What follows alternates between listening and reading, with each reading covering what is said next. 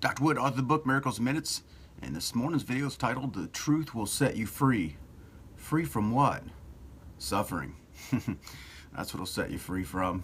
It'll set you free from fear. It'll set you free from misery. It'll set you free from ego. And it'll connect you to love, peace, joy, and happiness. So I'm going to tell you a little story and kind of explain self-esteem, explain pride a little bit, and explain fear. So I graduated professional school, chiropractic school. I had mastered some techniques that some of them were very hard to do, and I thought very highly of myself. I was that man, and I was pretty boastful. And so then I started working for this one company, and I think the third day on the job, or second day on the job, I got my ass chewed up one side and down the other, and you know, I was kind of pissed off. And what got chewed up was my pride. And see, when our feelings get hurt, what really gets hurt is our pride. You know, not our hearts, but our pride. We confuse the two quite often.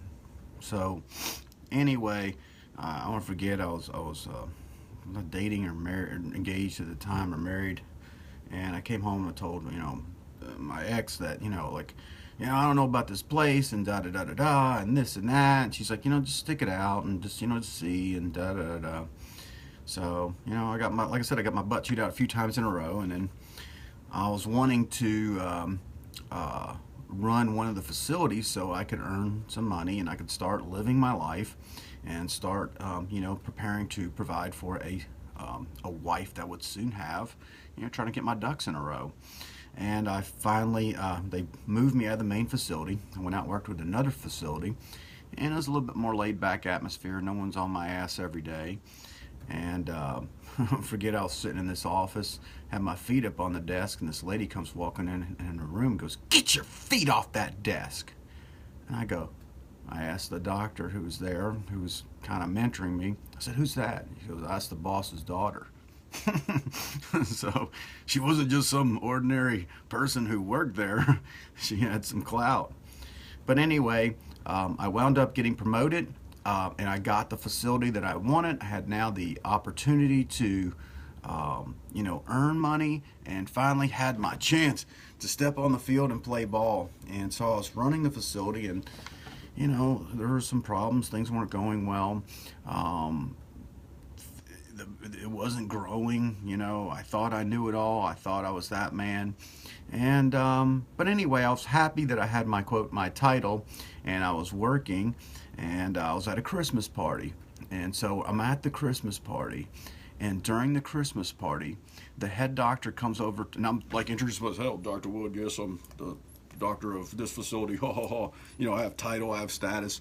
And at the Christmas party, I got a great gift. It was called I got demoted. I'm like, oh, at a Christmas party? What a gift. Thank you so much for demoting me at a Christmas party. And I was pissed off. My pride was hurt pretty bad. And I was like, what kind of place am I working at that, how uncaring and demotes a person at a Christmas party? That's not very gift giving. So anyway, I wound up, I was pissed off for a while. I got my pride hurt, and so now instead of driving, 15 minutes to work, now I have to drive 45 minutes to go and train underneath the head doctor.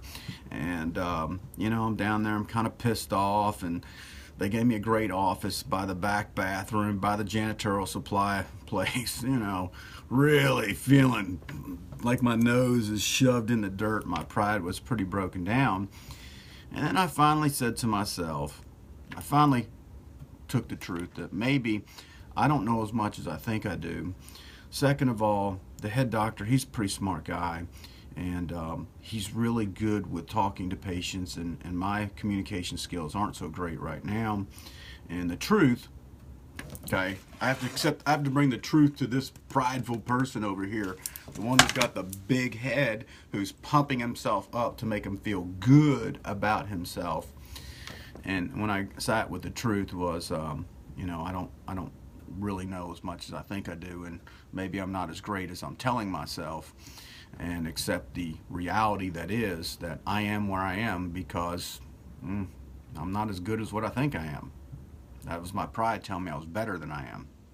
So I accepted my tutelage. I opened up, accepted my mentoring, and I learned. I learned every job in the facility. I learned the front desk. I learned insurance. I learned how do you run a business. I learned that. I followed the head doctor around. I watched him do things. I learned everything. And by becoming honest and becoming truthful, what opened up for me was a small facility that I wanted at, you know, decent amount of money, to that the head doctor wound up leaving, and I wound up becoming the clinic director of 26 facilities.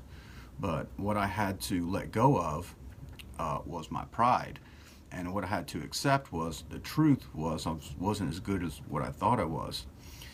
So what we tend to do is we try to make ourselves feel better about ourselves.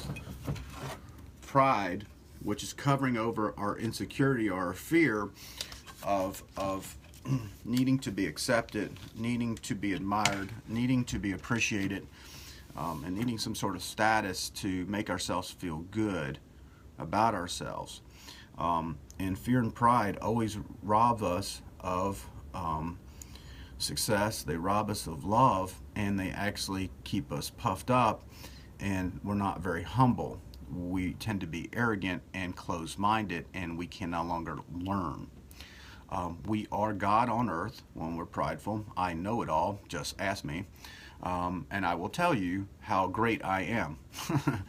But when we accept the truth, it puts things back into perspective that I can always learn, I can always become better, and it keeps us with a more neutral, emotional context of self, and allows us to be better with people. We can be more understanding.